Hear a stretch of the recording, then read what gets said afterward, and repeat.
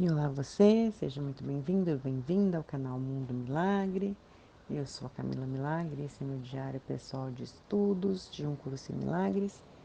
Seja muito bem-vindo, seja muito bem-vinda. Hoje nós vamos continuar a leitura do capítulo 4,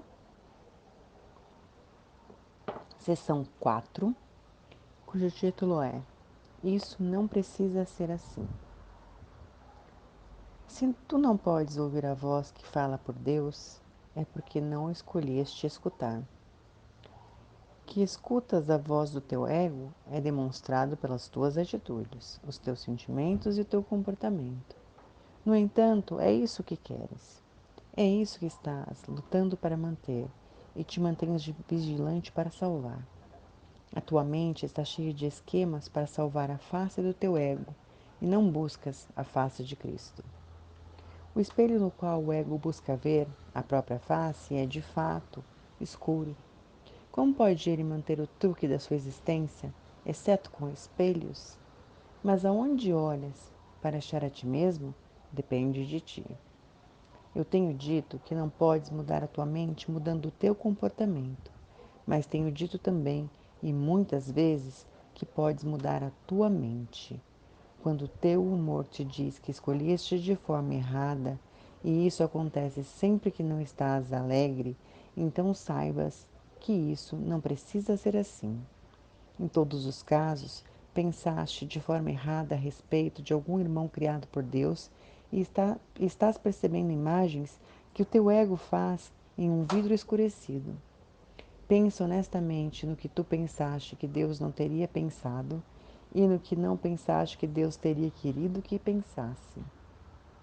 Olha que interessante este trava-ego. Pensa honestamente no que tu pensas que Deus não teria pensado e no que não pensaste que Deus teria querido que pensasse.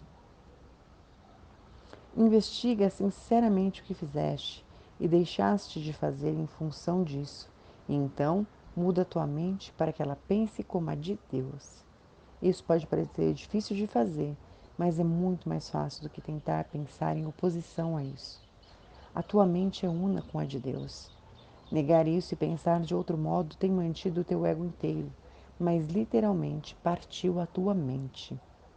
Como um irmão amoroso, estou profundamente preocupado com a tua mente e recomendo-te com insistência que sigas o meu exemplo quando olhas para ti mesmo e para o teu irmão, e veja em ambos as gloriosas criações de um Pai glorioso.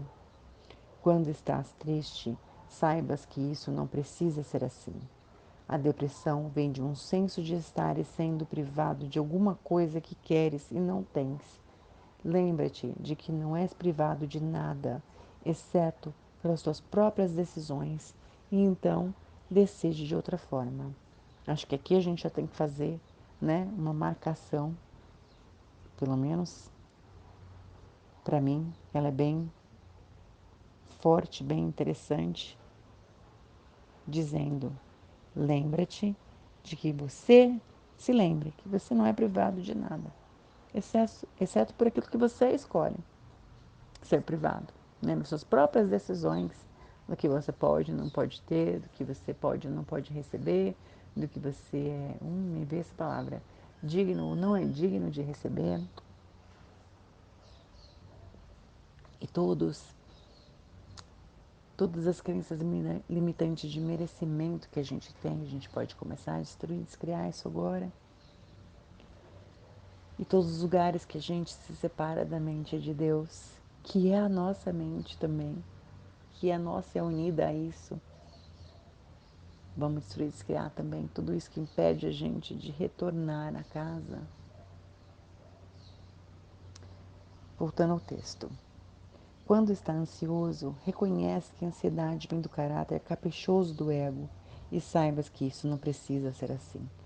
Tu podes ser tão vigilante contra os ditames do ego quanto a favor deles.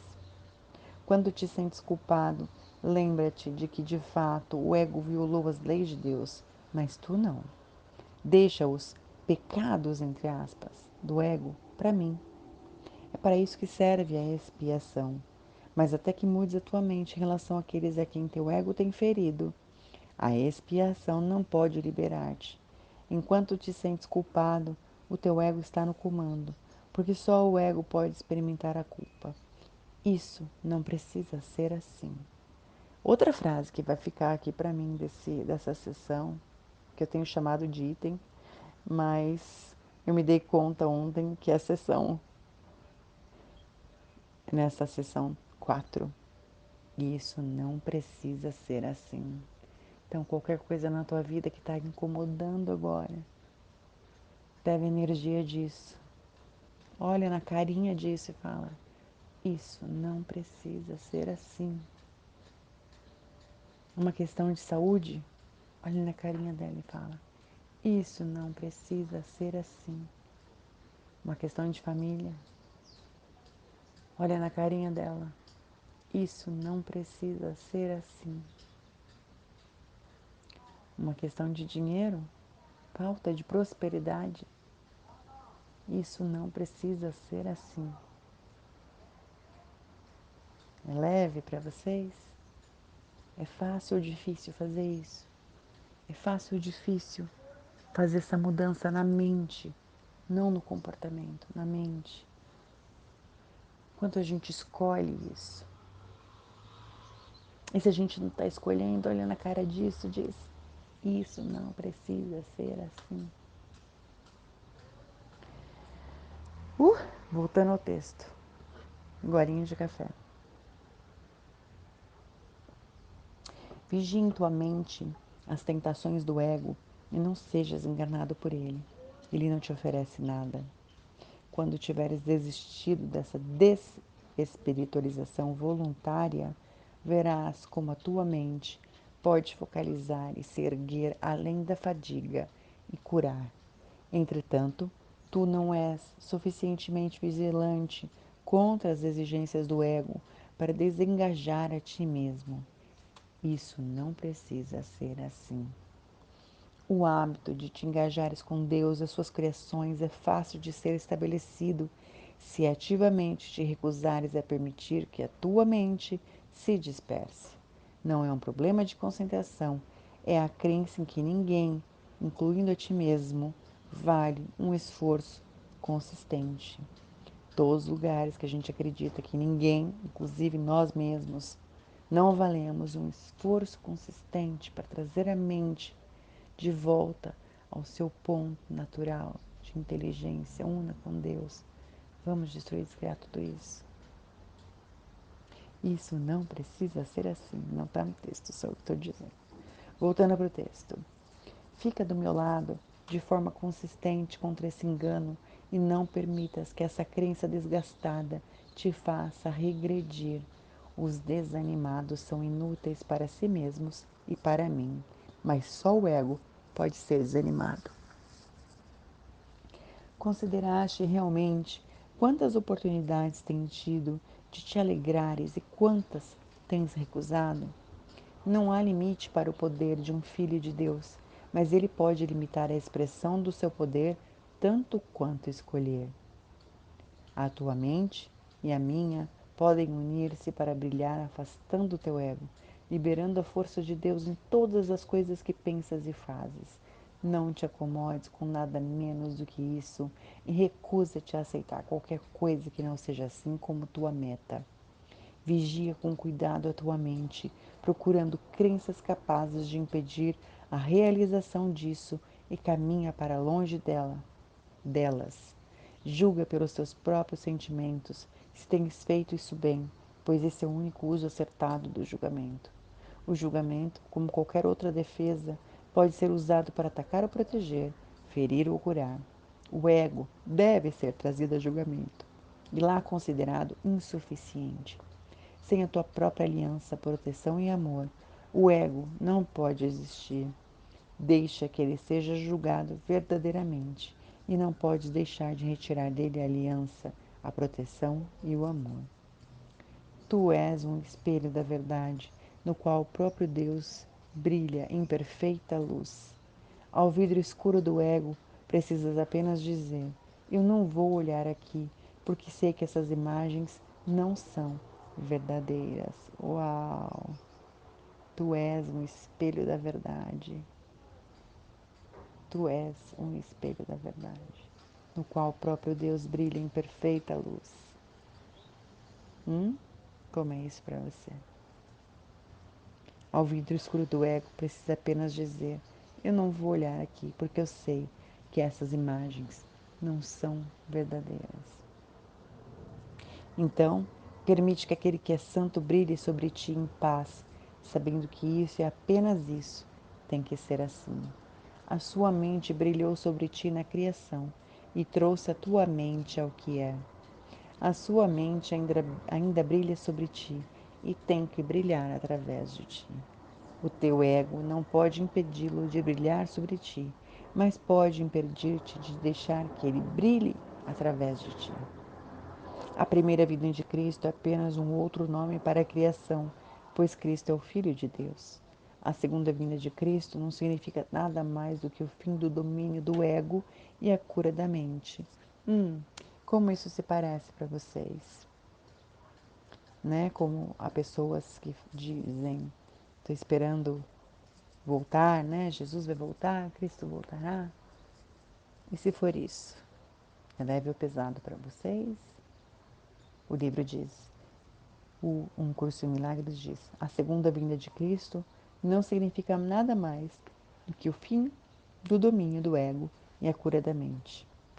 Fui criado como tu na primeira, e tenho te chamado para te unires a mim na segunda.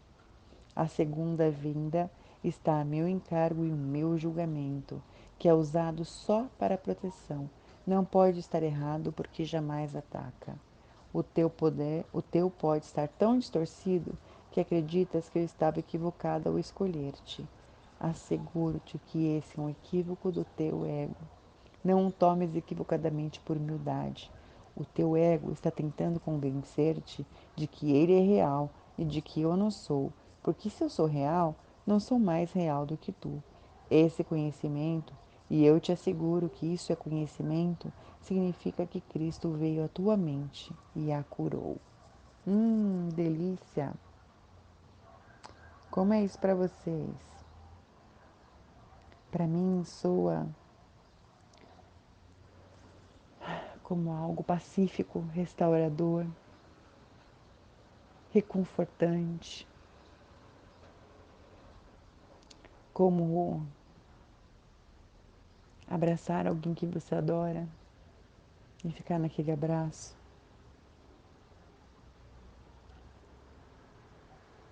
Todos os lugares que você está tentando se convencer de que essa realidade é real.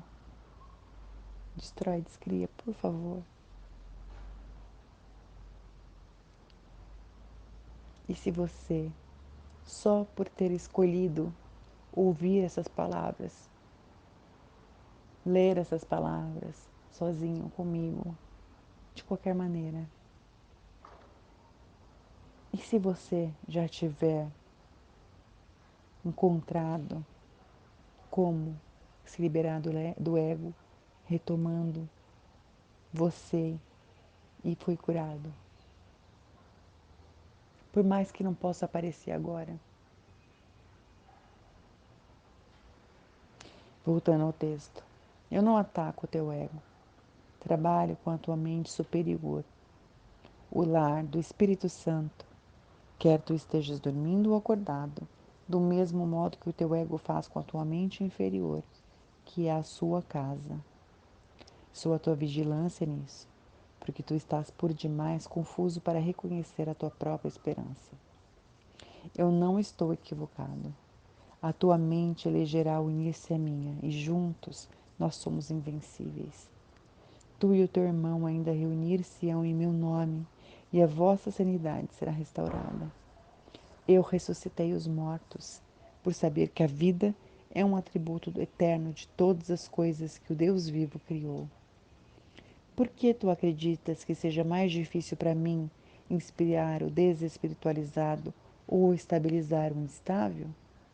Eu não acredito que haja uma ordem de dificuldades em milagres. Tu sim. Eu chamei e tu vais responder. Eu compreendo que milagres são naturais, porque são expressões de amor. Meu chamado por ti é tão natural e tão inevitável quanto a tua resposta. Ai, nossa, que sensação deliciosa de que tudo está bem. E que qualquer coisa que esteja incomodando a gente nesse momento, isso não precisa ser assim. O que mais é possível? Acho que eu vou ler mais um pouquinho. Vou ler a seção 5. A ilusão do ego-corpo. Item 5, a ilusão do ego-corpo. Todas as coisas cooperam para o bem. Todas as coisas cooperam para o bem. Já vou começar esse capítulo marcando isso. Todas as coisas cooperam para o bem. Não existem exceções, exceto no julgamento do ego. O ego exerce vigilância máxima em relação ao que ele permite que faça parte da consciência, e não é esse o modo de uma mente equilibrada manter-se coesa. O ego elevado a maior desequilíbrio ainda, porque mantém a sua motivação básica à parte da tua consciência e eleva o controle, ao invés de sanidade, à predominância. O ego tem toda a razão para fazer isso, de acordo com o sistema de pensamento que lhe deu origem ao qual ele serve. O julgamento inevitavelmente seria contra o ego. Então, o julgamento que é saudável, inevitavelmente seria contra o ego e tem que ser obliterado pelo ego, no interesse de sua própria autopreservação. Então, obliterado significa entupido, bloqueado, né? Então, a frase diz: os julgamentos são de saudável, inevitavelmente seria contra o ego. E tem que ser obliterado pelo ego, tem que ser obstruído, bloqueado pelo ego, no interesse da sua própria autopreservação, para que o ego consiga se manter.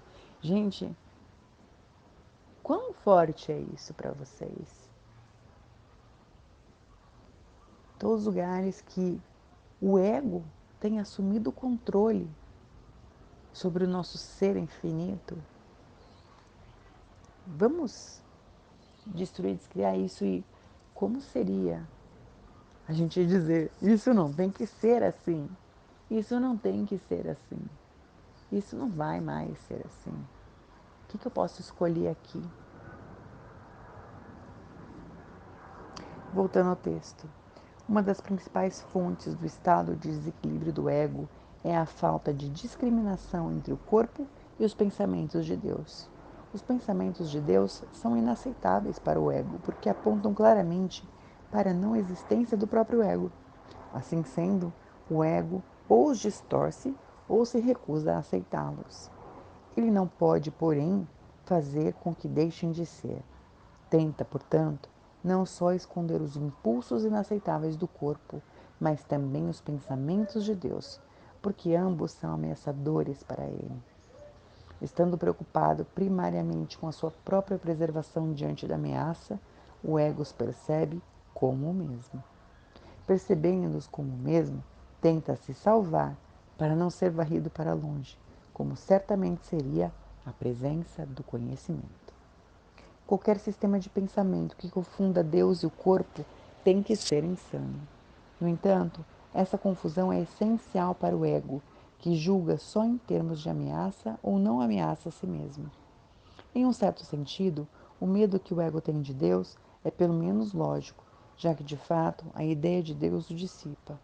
Mas o medo do corpo, com o qual o ego se identifica tão intimamente, não faz absolutamente nenhum sentido. O corpo é o lar do ego por sua própria escolha. É a única identificação com a qual o ego se sente seguro, pois a vulnerabilidade do corpo é o seu melhor argumento de que tu não podes ser de Deus. Essa é a crença que o ego ansiosamente promove. Entretanto, o ego odeia o corpo, pois não pode aceitá-lo como bom o suficiente para ser o seu lar. É aí que a mente passa a ser, de fato, aturdida. Apesar do ego lhe dizer que ela realmente é parte do corpo e que o corpo é o seu protetor, Também lhe é dito que o corpo não pode protegê-la. Por conseguinte, a mente pergunta: aonde posso ir em busca de proteção? Ao que o ego responde: volta-te para mim. A mente, não sem causa, lembra ao ego que ele próprio insistiu em ser identificado com o corpo. Portanto, não faz sentido ela se voltar para ele em busca de proteção. O ego não tem uma resposta real para isso, posto que não existe nenhuma, mas tem uma solução típica.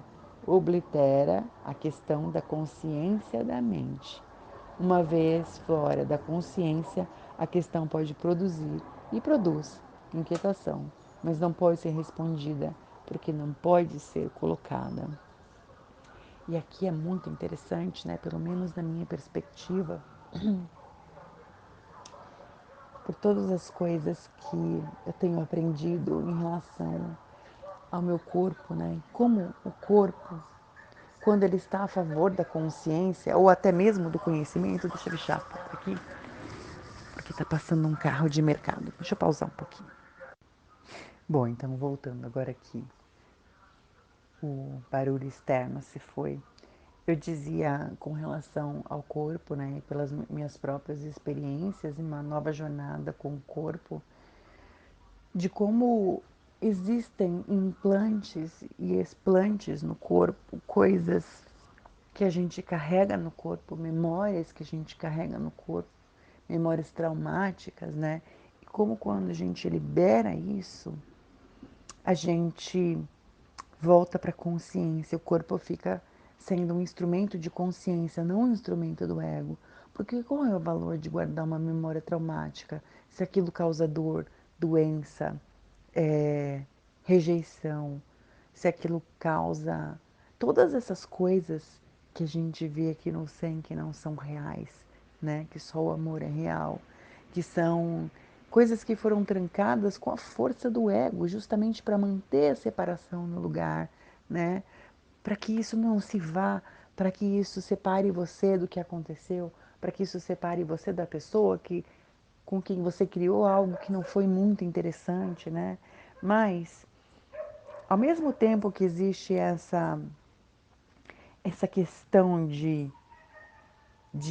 o ego fazer morada no corpo, porque torna isso tão real, tão dolorido, tão sentido, tão palpável porque está no corpo, ao mesmo tempo, o ego acha que o corpo não é bom o suficiente para ser, né, a sua própria casa. E aí esse lugar que as coisas começam a ficar conflitantes e que a gente coloca o corpo também como algo conflitante, como algo mais um elemento de separação, né?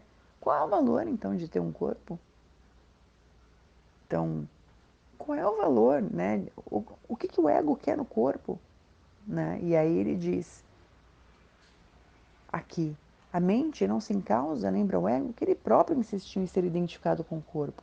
Portanto, não faz sentido a mente se voltar para o corpo em busca de proteção. E aí o ego, como ele não tem uma resposta real para isso, já que não existe, faz o quê? Ele bloqueia a consciência que tem ali no corpo. Bloqueia a consciência que faz parte de tudo, né? E aí, uma vez que você está fora da consciência, isso pode produzir essa inquietação, essa angústia que não é real, porque ela não pode ser colocada, nem conhecida, e nem é esse o objetivo. Essa, essa minha experiência juntando aqui com as palavras, né?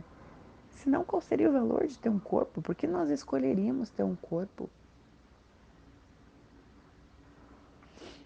Bom, voltando ao texto. Esta é a pergunta que tem que ser feita. A pergunta é: aonde posso ir em busca de proteção? Buscai e achareis não significa que deves buscar cega e desesperadamente algo que não reconhecerias. A busca significativa é empreendida conscientemente, conscientemente organizada e conscientemente dirigida. A meta tem que ser formulada de forma clara e mantida em mente. Aprender e querer aprender são inseparáveis. Tu aprendes melhor quando acredita que o que estás tentando aprender tem valor para ti. Contudo, Nem tudo que podes querer aprender tem valor duradouro. De fato, muitas das coisas que queres aprender podem ser escolhidas porque seu valor não é duradouro.